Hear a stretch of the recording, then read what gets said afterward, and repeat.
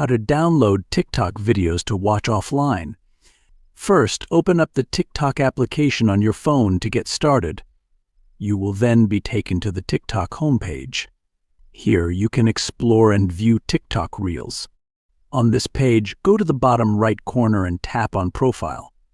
Here, you can edit and view your profile information. Now, go to the top right corner and tap on the 3 horizontal bars. Then, go to Settings and Privacy.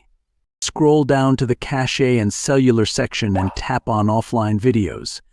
From here, choose how many videos you want to download to watch offline.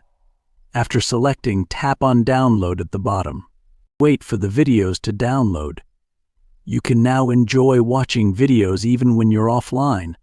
Following these steps, you can easily download TikToks for offline. Thank you for watching. Please leave a like if this tutorial helped you, or leave a comment below if you have any questions related to the video.